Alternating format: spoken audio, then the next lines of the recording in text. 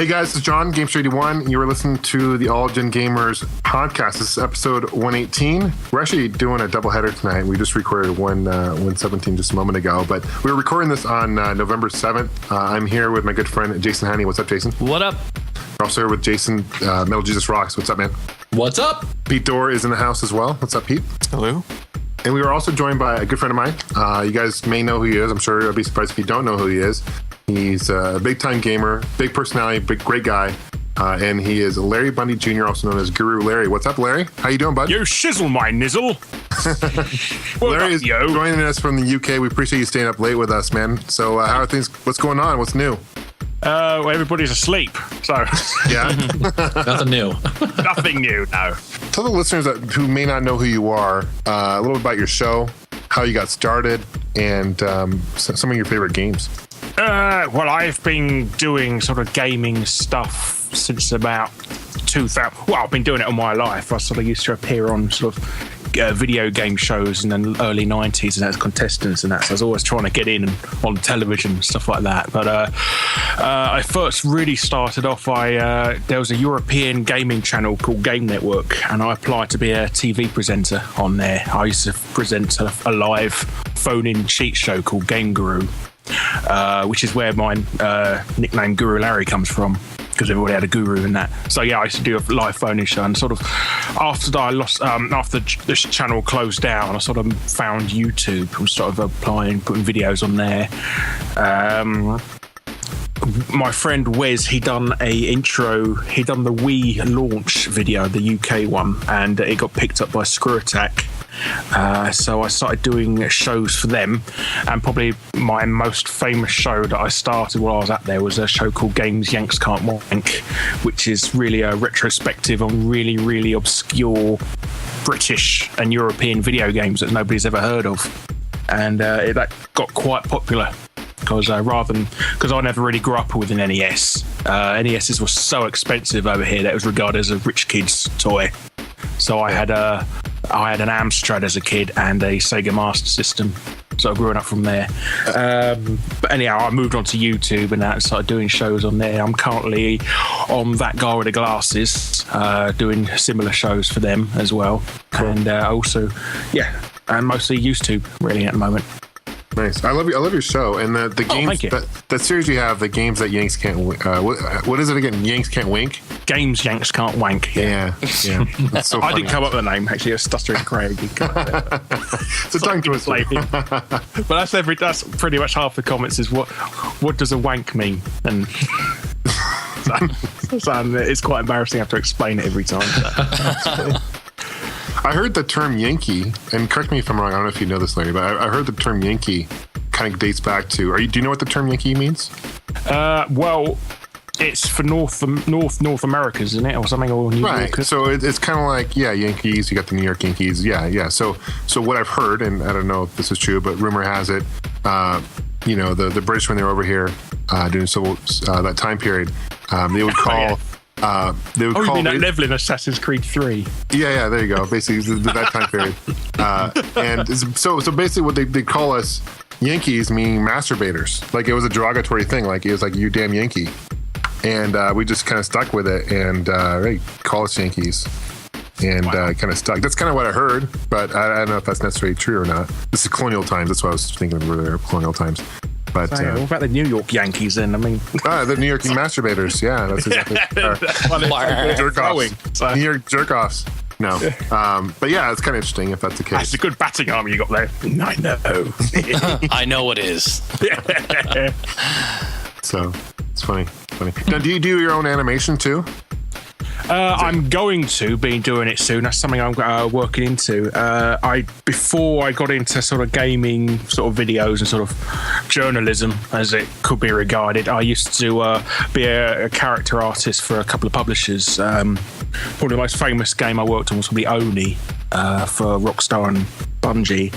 I've done quite a few bits of other artwork for games over the years. Daytale, I used to do their series of action replay mascots. It's the British Game Genie, as it were. And I think the last box art I done was for the NES reproduction Battle Kid. I think that was the last one I worked on. Wait, so you did the box art for Oni on the PS2? I done the import one, not the American one. Yeah. Okay. And I also done some promotional artwork as well for that over the years. Not over the years, at the time. So. That's cool.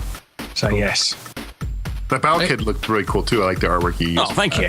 Yeah. Yes, I had a complaint. I had a bit of a fight with him about that because he released a half-finished one for the first batch. So I sort of started harassing him to release a proper artwork for that. So the re-release of Battle Kid, the artwork's a lot better if you see a comparison. Cool. Which makes it sound just really bitter now, doesn't it? So.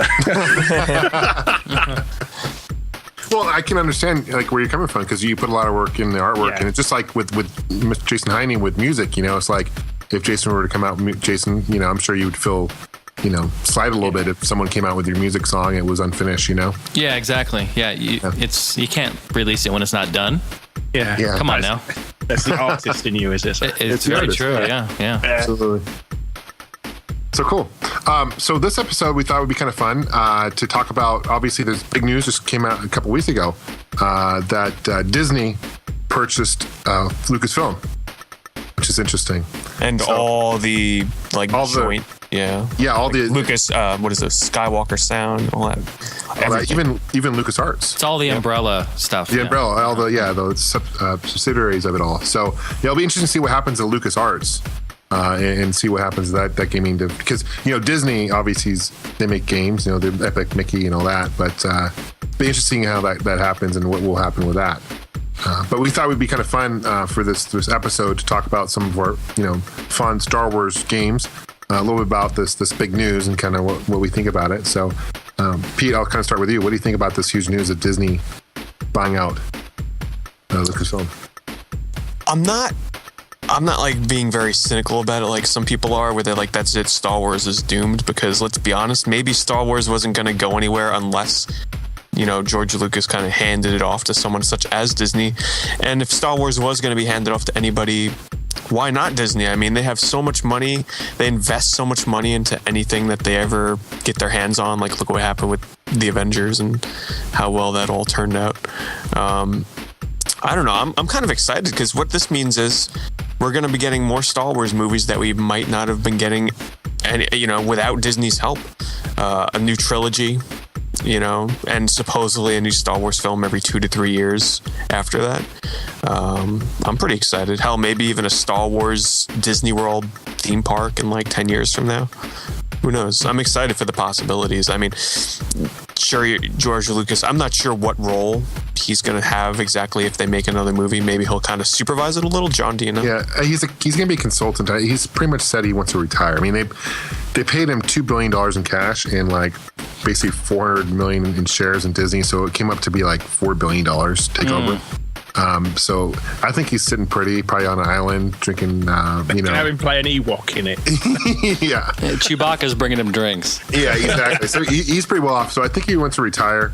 But I think he's a consultant on the first film. He's but getting it's on for certainly 70 now, isn't he? So what's that? getting on for 70, so he's not young. Oh yeah. He's there. Having him in a consultant role, I think, is the best way to go, anyways. Because from my perspective, the two best movies in the entire series are the ones he did not direct, and that's Empire Strikes Back and Return of the Jedi. And also look at Indiana Jones, which he, I think, wrote, right? Spielberg directed those. But somebody else was in charge of actually creating the final vision. Yeah. You mean the Ewok movies? You don't like that, or the Christmas special? You didn't like that either? Yeah, painful. I know. I mean, look at the new movies that came out that he directed and had total control over. I don't know. I'm not a huge fan of them. I found them to be somewhat disappointing, but so I think having him just sort of standing above it, making sure that everything sort of feels Star Warsy, is probably the best role for him. That's my opinion. Mm-hmm. The big news also came out. I was thinking now the episode 7. Initially, I was going to think it may not be a direct sequel to the episode 6 because the cast is getting old, right? Mm-hmm. So how's that going to work? But no, they're not going to bring in the original cast. But here's the deal. I read an article the other day on CNN. They were talking about Harrison Ford, and for the longest time, Harrison Ford, who played Han Solo, he didn't want to be a part of Star Wars at all. But they were interviewing him, told him about this news, and he pretty much said, "Hey, I'd be open to reprising my role as Han Solo." Yeah, dollar signs. Really? Dollar Yeah, signs. because he heard Disney. He fucking heard Disney. Shit. And you know, Larry, you mentioned old. How old is Harrison Ford now? I think he's in his 70s as well. Isn't he? Early Yeah, he's in the 70s. 70s as well. I mean, didn't you guys feel a little bit disappointed with Harrison Ford in the Crystal Skull? Yeah, I mean, not, and it's nothing. I can't put my finger on it. I mean, it seemed like he was good. It's just that he was so much older than how you remember that character to be, and it's just not his fault. I mean, he is who he is, but I just don't know if I want to see a 70-year-old Han Solo. You know, Time out though, real quick, because look at Tron, the new Tron. You know, and they made his face younger. and right? it didn't. Visually. It was weird though at times because actually I think that's a fairly decent movie. I actually like Tron Legacy more than I thought I would. But that whole beginning part when they digitally underaged him or whatever, it just didn't look right. For the technology's not quite there. Later on in the movie, it didn't quite bug me so much, but in the first, I was like, So I don't know. I can see them maybe 10, 20 years from now trying to bring back these older movie stars and put them in these younger roles. But for right now, I don't think the technology is there. That's my opinion, though. Sure. Make sure to follow us, the All Gen Gamers podcast, on Facebook and Twitter. Subscribe to us on YouTube and in iTunes. And don't forget about those iTunes ratings, guys. We appreciate those. And for all other info, links, and our forum, please visit www.allgengamers.com.